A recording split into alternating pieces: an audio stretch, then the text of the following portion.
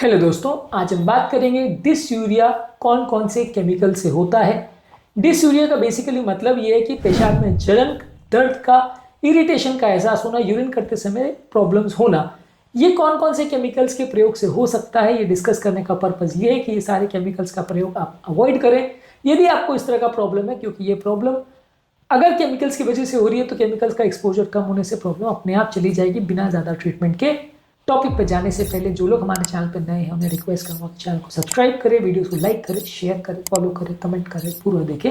Topic बहुत important है, and तक देखिएगा। एक्सक्लूसिव कंटेंट है, आपको किसी भी चैनल पर नहीं मिलेगा, एंड तक जरूर देखिएगा। चलिए शुरू करते हैं वीडियो।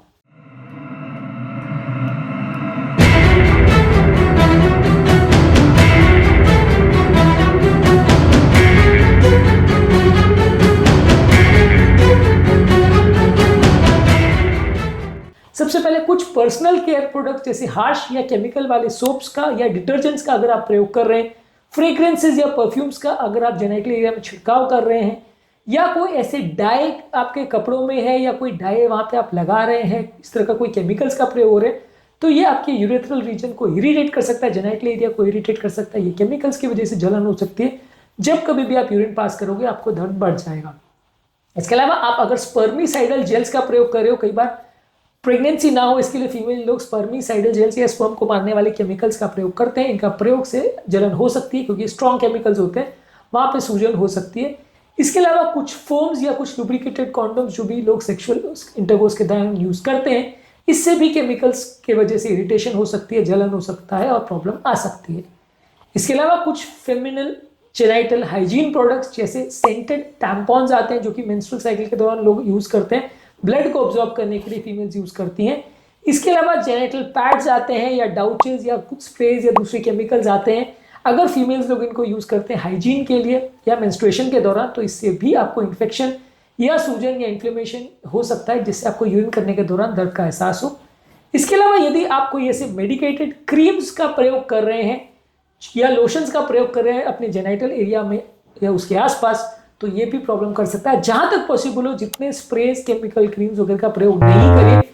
खासकर अगर आपको ये प्रॉब्लम हो रही है तो बंद करके देखिए इस तरह के केमिकल्स का प्रयोग। आपको अगर कुछ दिन में ठीक नहीं लगेगा तो इसका मतलब ये वो केमिकल की वजह से प्रॉब्लम हो रही थी, तो आप उसको यूज करना बंद कर दें तो आपको ट्रीटमेंट की जरूरत भी नहीं पड़ेगी। कुछ दवाइयां जो कैंसर के लिए दी जाती है जैसे आइसोफॉस्फाइमाइड, इसकी वजह से हेमोरेजिक सिस्टाइटिस और डिसूरिया हो सकता है। ये रेयर दवा है, कैंसर में यूज होती है। कुछ एंटीबायोटिक्स जैसे नाइट्रोफ्यूरेंटाइन और एंटीबायोटिक्स जो हम देते हैं कीटाणु को मारने के लिए, इससे ब्लैडर में इरिटेशन हो सकती है, इससे भी जलन हो सकती है। इसके अलावा कुछ यूरिन बढ़ाने वाली दवाइयों की वजह से भी यूरिन में इरिटेशन हो सकता है। हार्ट फेलियर के पेशेंट्स या ज़्यादा जिनके शरीर में पानी भरा हुआ हो उनको यूरिन बढ़ाने वाली दवाइयाँ दी जाती है, इससे भी ये प्रॉब्लम हो सकती है। इसके अलावा खाने पीने में कोई ऐसे इरिटेंट प्रोडक्ट्स का आप प्रयोग कर रहे हैं जैसे चाय कॉफी में बहुत ज़्यादा कैफीन ले रहे हैं, अल्कोहल ले रहे हैं, कोई बहुत ज़्यादा मसालेदार खाना खा रहे हैं, या आर्टिफिशियल स्वीटनर जैसे एस्पार्टेम और सैकरीन का प्रयोग कर रहे हैं, तो ये आपके यूरिनरी ट्रैक्ट को इरिटेट कर सकता है, इससे जलन हो सकती है। इनके प्रयोग से आपको प्रॉब्लम हो सकती है, इनको अवॉइड करिए। किसी किसी को वातावरण में मौजूद डाइज, रबर केमिकल्स या पेस्टिसाइड से भी ऐसा हो सकता है। अगर आप काम कर रहे हो ऐसे फैक्ट्री में जहाँ पे ऐसा केमिकल्स का प्रयोग होता है, तो उससे भी आपको ब्लैडर इरिटेशन या डिसयूरिया यानी यूरिन के दौरान पेन हो सकता है। इस तरह के फैक्ट्रीज में अगर आप काम कर रहे हो तो वो काम आपको या तो बंद करना पड़ेगा या बंद करके कुछ दिन देख सकते हैं। केमिकल्स का एक्सपोजर अवॉइड करना पड़ेगा।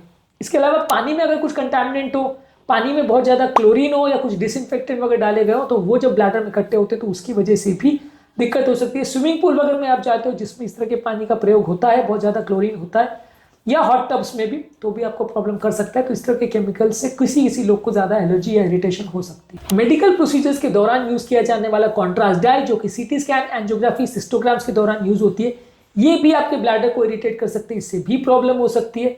इसके अलावा यूरिनरी ट्रैक्ट में जो पेशाब की नली डालते हैं, कैथेटर डालते हैं, उसमें जो लुब्रिकेंट्स वगैरह का, डिसइंफेक्टेंट्स का प्रयोग करते हैं, इसमें भी कई बार इरिटेशन हो सकती है। और ये केमिकल्स के इफेक्ट से भी आपको कई बार पेशाब करने में जलन हो सकती है, बार बार जलन का एहसास हो सकता है।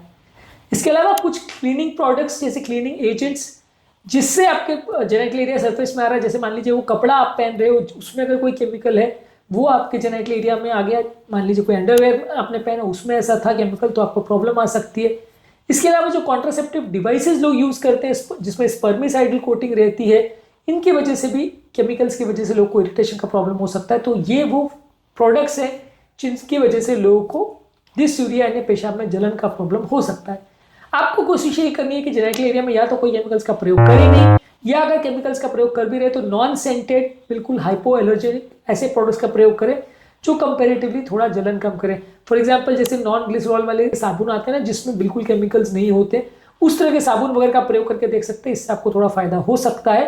कोई स्पेसिफिक ब्रांड आपको जो पसंद हो वो ट्राई करके देख सकते हैं, लेकिन ज़्यादा स्ट्रॉन्ग केमिकल वाले, सादा परफ्यूम वाले साबुन, सोप, सोल्यूशन, लोशन जो भी आप प्रयोग करें, इससे प्रॉब्लम हो सकती है। जितना ज़्यादा माइल्ड होगा उतना उसमें केमिकल्स के होने का चांस कम होगा, जितना नेचुरल होगा उतना ज़्यादा अच्छा है।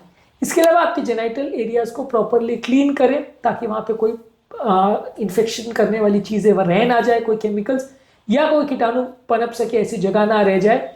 इसके अलावा जो कॉन्डोम्स और कॉन्ट्रासेप्टिव्स का प्रयोग करें उसमें स्पर्मिसाइड्स नहीं होने चाहिए। स्पर्मिसाइड यानी स्पर्म को मारने वाली जो केमिकल्स होते हैं, ये कई बार लोग को इन्फ्लेमेशन करते हैं, तो इसका प्रयोग अवॉइड करिए।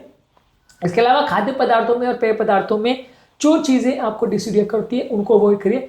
बेस्ट फूड्स और वर्स्ट फूड क्या होते हैं डिसयूरिया के पेशेंट के लिए, उस पर ऑलरेडी हमने सेपरेट वीडियोस किए हैं, इनको भी जरूर चेकआउट करें। आज के टॉपिक में हमने बात करी कि कौन कौन से ऐसे केमिकल्स हैं जिनके एक्सपोजर से आपको पेशाब में जलन, इरिटेशन या डिसयूरिया की प्रॉब्लम हो सकती है। डिसयूरिया संबंधित और भी हमने काफ़ी वीडियोस किए, इसमें मेडिसिन का भी क्या प्रयोग कर सकते हो इस पर भी वीडियो किया, इनको जरूर चेकआउट करें। टॉपिक एंड करने से पहले जो लोग हमारे चैनल पर नए हैं उन्हें रिक्वेस्ट करूँगा कि चैनल को सब्सक्राइब करें, वीडियोज़ को लाइक करें, शेयर करें, फॉलो करें, कमेंट करें पूरा।